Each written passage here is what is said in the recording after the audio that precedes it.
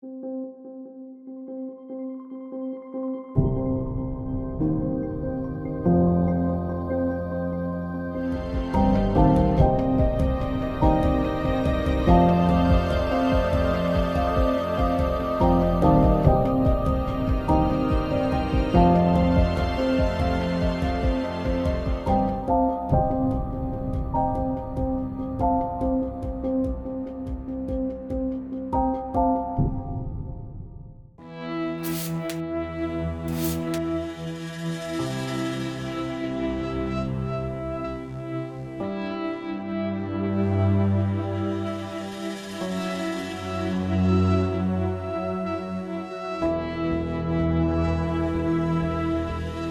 comecei a perceber esse problema do toque quando ele, estudando, ele tinha problemas com o barulho do lápis no caderno.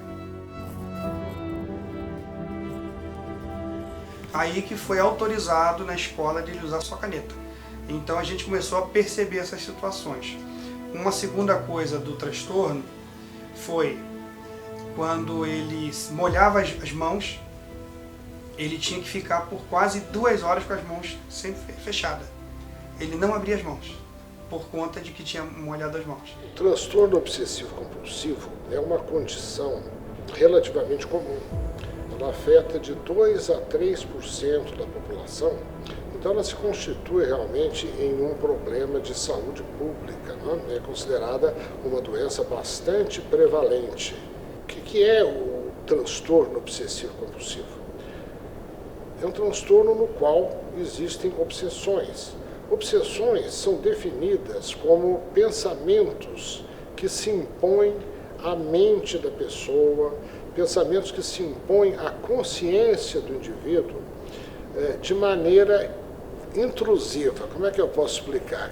A pessoa não quer ter esses pensamentos, mas os pensamentos se apresentam a ela de forma imperativa, né? Os pensamentos invadem a mente da pessoa.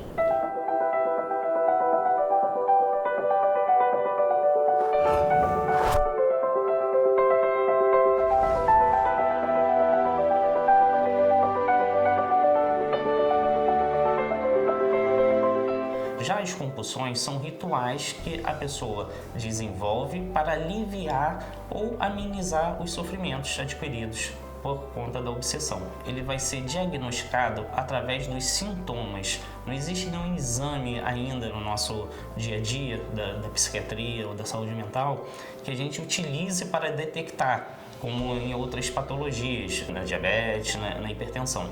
O transtorno ele vai ser caracterizado mais pela questão comportamental e pelos pensamentos atrapalhando o seu dia a dia. Se não tem sofrimento, o paciente raramente procura o psiquiatra ou um médico para fazer o tratamento adequado. O problema com as mãos foi no sentido de unicamente banho. Ele não queria molhar as mãos no banho, de modo que, para tomar banho, eu tinha que pôr saco plástico na mão dele, para não molhar as mãos com uma gota d'água. De jeito nenhum ele podia molhar as mãos. E a gente sempre tentava convencer, com a sobrinha dele que nasceu, que ele tinha que lavar as mãos para botar as mãos nela, porque as mãos dele estavam sujas. E a gente tentava limpar as mãos dele com álcool, com outras coisas, com pano, mas lavar as mãos em si não tinha possibilidade. Isso já foi depois dos 10 anos.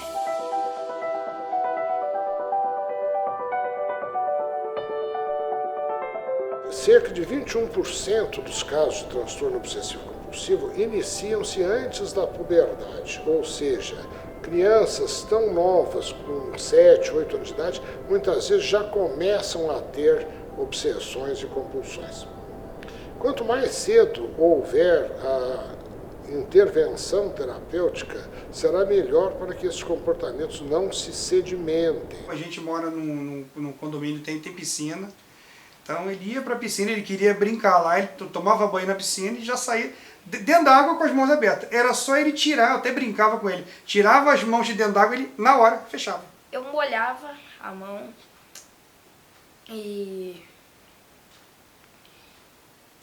eu sentia um nervoso e não conseguia Não abrir. conseguia abrir. Ele tinha que molhar repetidas vezes, porque a mão em si ela começava a secar dentro. Então ele não queria abrir a mão, tinha que molhar novamente, até que em algum dado momento ele ia abrir a mão.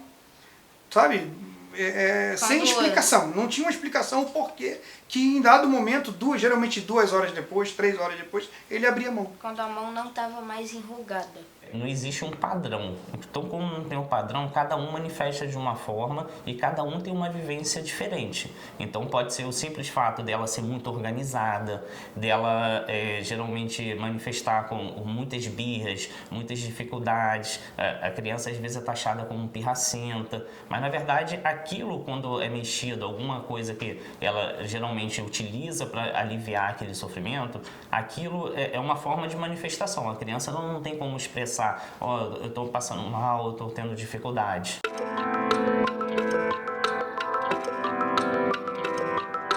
Normalmente ele só molhava as mãos lá, porque banho tinha que ser com saco plástico, entendeu? Fala, Davi. Teve uma vez que eu tava na escola e tava comendo um salgado e acabou que eu sujei a mão e molhei a mão e fechei. E aí eu não conseguia escrever por causa que eu tava com a mão fechada. Tinha que mantê-la sempre molhada, Eu sempre perguntava. porque para ele era confortável ficar dessa forma. Ele se sentia confortável assim. Depois que secava a mão ou que não enrugava mais, ele ficava com a mão aberta. Entendeu? Só em momentos que ele molhava, ele tinha que permanecer sempre molhado até desenrugar a mão. Molhava várias vezes para fazer várias coisas. Eu lavava a mão porque estava suja, eu lavava a mão para encostar na minha sobrinha, pegar ela no colo. Eu só sentia um nervoso e tinha que fechar a mão, não conseguia abrir. Às vezes, quando eu suava muito a mão, às vezes eu fechava. Mas eu queria ainda, complementando essa descrição, mencionar quais são as obsessões e compulsões mais comuns para que as pessoas possam reconhecê-las. Eu falei da obsessão de limpeza e compulsão de lavagem. Existe obsessão de checagem ou de verificação. Vem a dúvida: fechei ou não fechei a porta? Fechei ou não fechei a torneira? Fechei ou não fechei o gás? Existem obsessões também de simetria. A pessoa precisa arrumar os seus objetos sobre a mesa de maneira rigorosamente simétrica. Se isso não estiver bem feito, a compulsão de arrumar prevalece, a pessoa tem que começar de novo e de novo e de novo. E há também obsessões de conteúdo agressivo e sexual. Eles temem agredir. Por exemplo, eu tinha um paciente que, ao viajar de carro com o pai, ele tinha que segurar a mão de medo de estender o braço e dar um soco no pai. Porque ele gostava do pai, ele não queria agredir o pai, mas ele tinha medo do impulso de agredir.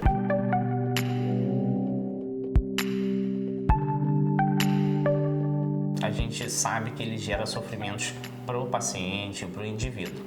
Porém, a gente também tem que perceber que não só o indivíduo é afetado, sofre com essa situação toda. A família toda sofre uma desestruturação. Às vezes eu tomava banho e ia jogar videogame. Mas eu não queria jogar de mão fechada porque me incomodava. Eu não gostava de jogar assim. Aí meu pai deu uma ideia. Então vamos tomar banho com saco plástico.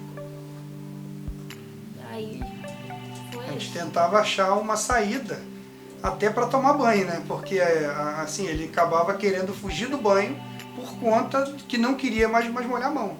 Entendeu? Então a gente tentava arrumar saídas e saídas para solucionar a situação imediata, né? O toque, ele não acontece de um dia para o outro. Todos os estudos, todos os relatos dos pacientes mostram que, na verdade, já vem desde novo manifestando algum tipo de sintoma, algum ritual. Porém, esses rituais, inicialmente, eles não atrapalham o nosso dia a dia. A gente sempre utiliza como uma desculpa. Eu faço isso porque isso aqui me alivia, mas eu também não tenho nem a consciência de que aquilo seja problemático para mim.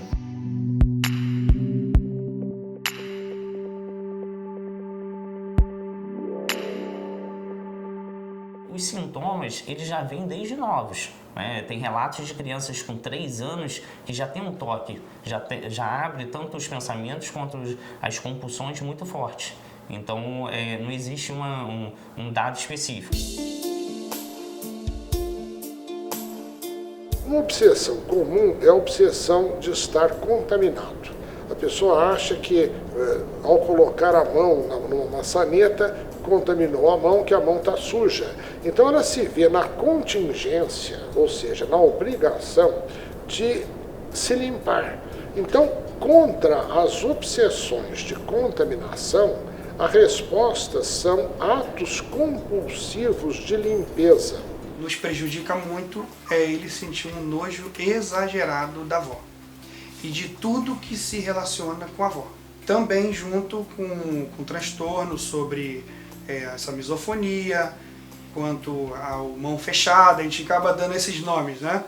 Essa situação da mão fechada foi tudo junto, foi surgindo uma coisa depois da outra. Ele nunca teve assim muito gosto de ficar com a avó, mas nunca teve nojo dela. Mas depois, agora de último, em último momento, junto com esses problemas, surgiu o nojo exagerado da avó. Coisa que a gente sabe que é um transtorno.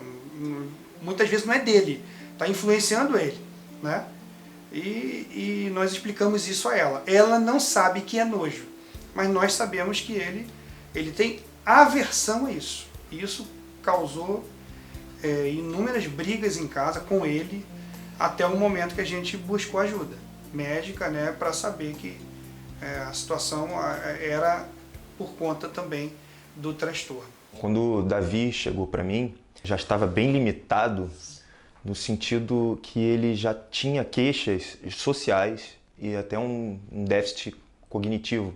Ele já começou a apresentar quedas nas notas, a família estava bem angustiada, estava uma coisa já avançada, as queixas eram bem proeminentes e fiquei um pouco surpreso com a origem, com a natureza do problema, que na verdade é um quadro parecia um pouco atípico do que é o normal. Eu não encosto, por isso que eu não me limpo assim normalmente com coisas dela. Ela encostou, para mim contaminou. A comida que faz para ele não é a mesma que a nossa. O prato dele, as panelas dele não são os mesmos que faz pra gente. Não pode ser. Os talheres, copo, tudo dele. Na geladeira tinha uma parte só para ele, uma prateleira só para ele. No freezer tinha uma prateleira só para as coisas dele, que ele come. Não pode misturar com as nossas coisas, porque teoricamente nós estamos contaminados por nos relacionarmos com a avó. Tá a panela aqui, eu encosto aqui sem querer, eu vou lavar, vou passar álcool, eu vou fazer qualquer coisa para limpar. Eu não entendo porque eu tenho isso. Nunca entendi, não entendo. Toda essa parte de não entender muito bem o que acontece, ela é muito presente no toque. O paciente não consegue explicar com palavras o porquê que ele está sentindo aquilo.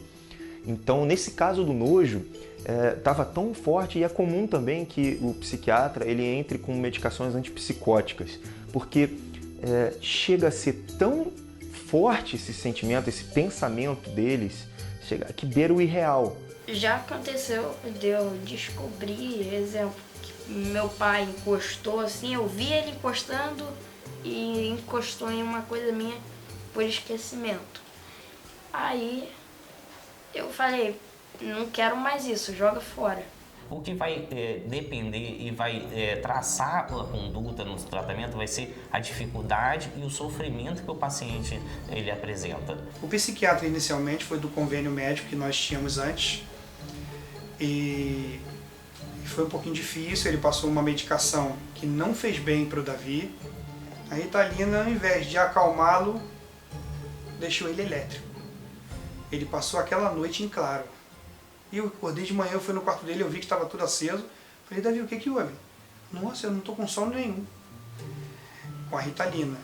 E também com o Amitril, que é um antidepressivo, né? Esse Amitril já era o efeito bem contrário, né? Dava sono nele, mas a Ritalina superou tudo.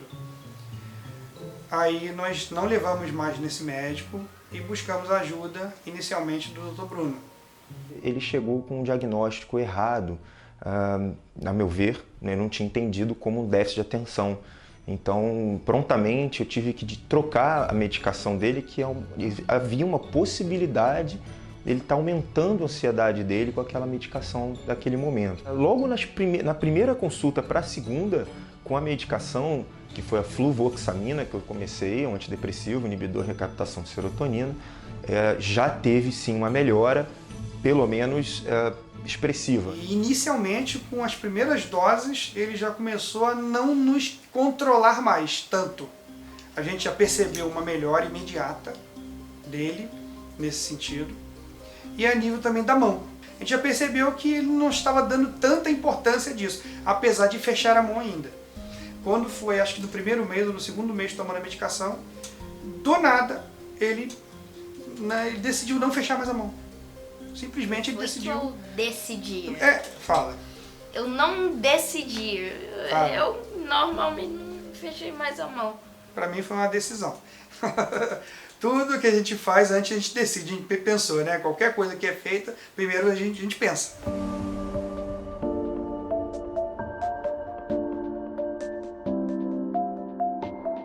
Esses medicamentos diminuem a força das obsessões e, consequentemente, o paciente vai ficar mais livre para dominar as compulsões e não ceder a elas. A gente, dentro da medicina, a gente não tem como prever tempo estimado de tratamento. Na verdade, a resposta de cada indivíduo, ela reflete muito o seu dia a dia, o seu sofrimento. Então, cada paciente vai aderir de uma forma diferente. Cada paciente chega para a gente num tempo mais breve, um tempo mais prolongado. Então, isso tudo influencia no dia a dia. Lógico que aquele paciente que chegou logo no início da doença, a tendência é que a gente trate ele e consiga alcançar os objetivos mais positivos. Às vezes a cura não acontece, mas o paciente ele volta a fazer todas as suas atividades com algumas limitações. Então a gente consegue trabalhar para que ele tenha uma vida normal. A gente percebe um pouco da resistência dele com a medicação, né? Ele costuma dizer que a medicação, ele diz assim, eu não sou maluco para tomar esses remédios. Mas eu falo para ele que isso é normal. Várias pessoas, amigos nossos, já falaram que, Davi, isso é normal, tomar medicações. Amigos nossos têm problemas de depressão, tiveram problema, toma medicamento com um psiquiatra.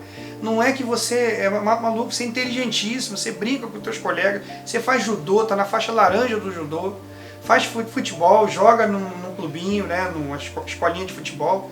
Então ele brinca disso tudo como uma criança normal, ele se relaciona normalmente com as crianças na rua, tanto com o problema quanto sem, né? Em alguns momentos ele é dominante, em outros ele é subordinado, né? Então ele é bem temperado nas relações com os colegas, né? Bem temperado nesse sentido. Mas com a medicação nós percebemos uma melhora muito grande. E a outra vertente do tratamento alude efetivamente aos métodos psicoterápicos, em particular a terapia cognitivo-comportamental. O que o terapeuta comportamental propõe para o paciente? Se ele tem um pensamento obsessivo de estar contaminado e tem a necessidade de lavar as mãos, o terapeuta vai pedir para o paciente não executar o ritual que se apresenta como imposto a ele, que é de lavar a mão. Isso se chama prevenção da resposta. Vem a obsessão, a resposta à obsessão seria a compulsão de lavar, ele refreia. O ato de refrear a compulsão momentaneamente aumenta a ansiedade, mas se ele sustenta a resposta de evitar a compulsão, aos pouquinhos a ansiedade vai baixando. Então nós podemos, através de exercícios comportamentais, ir aos poucos eliminando as compulsões. Pode botar mais? Pode.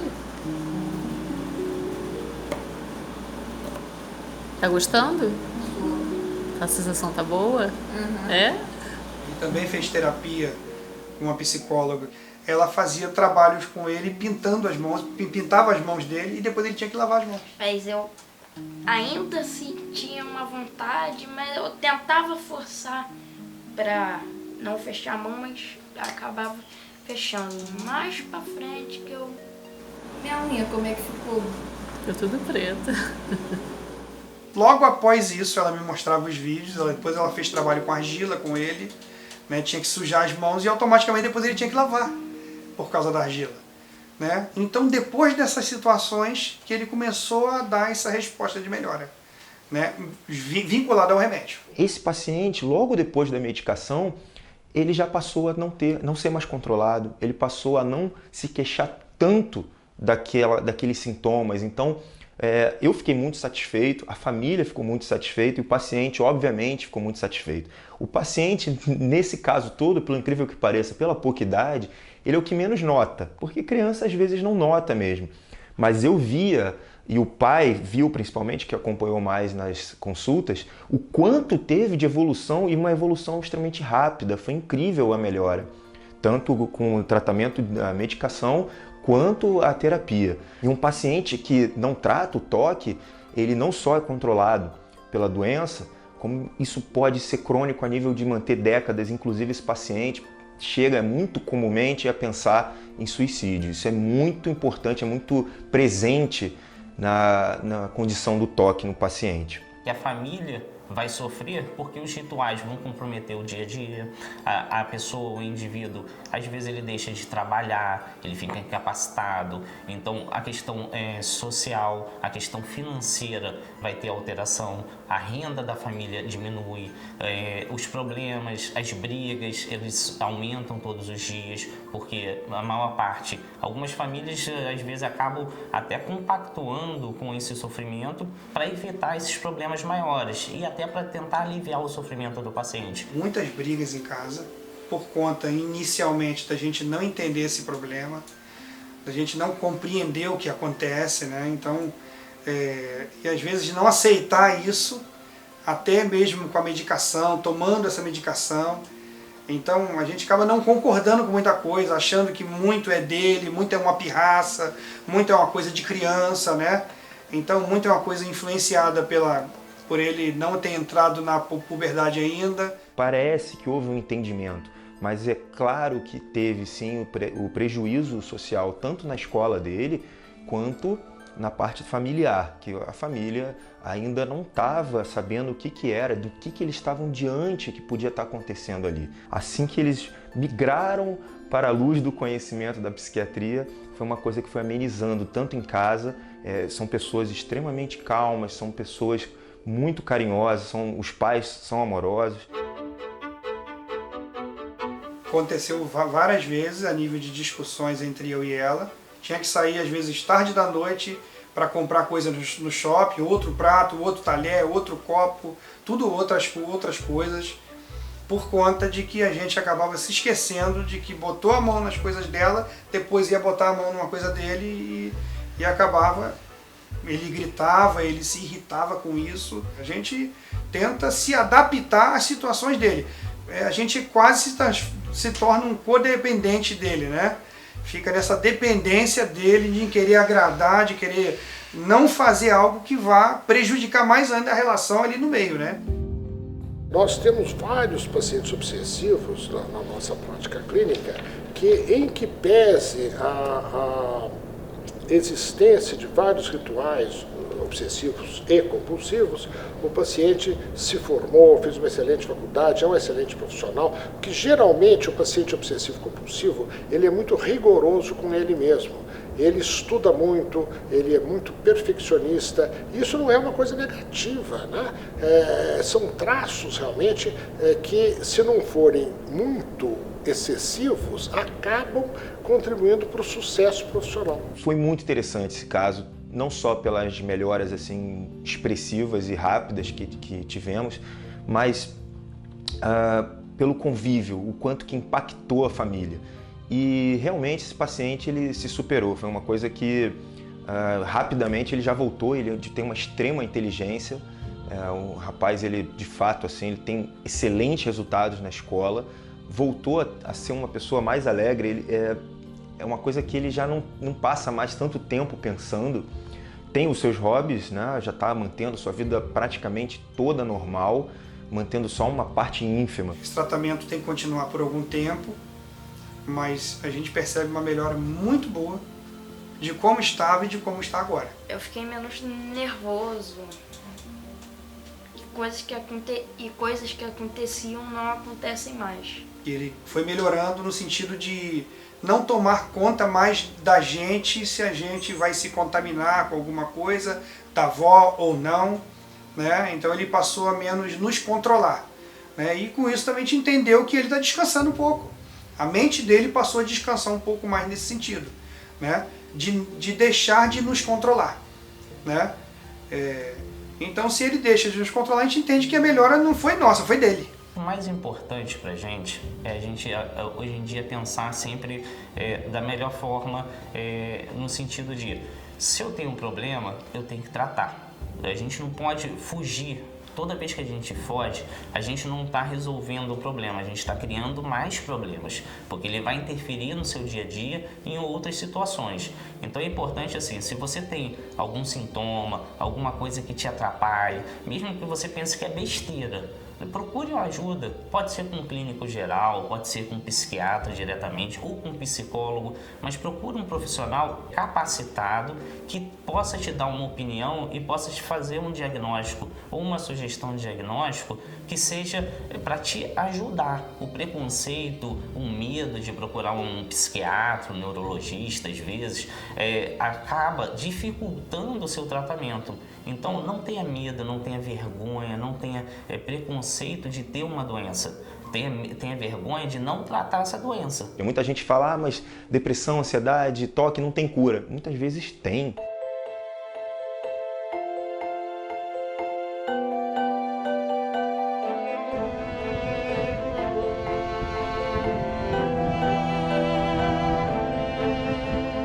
Davi, me conta aí. O que você está sentindo agora, rapaz? Me conta aí um pouco. Tá tranquilo lavar a mão para eu ver? Vamos lavar essa mão? Eu lavo. De boa. E vamos chamar a avó para subir então? Não. Hã? Não. Ele tá te filmando. Posso chamar a tua avó para te dar um abraço? Não.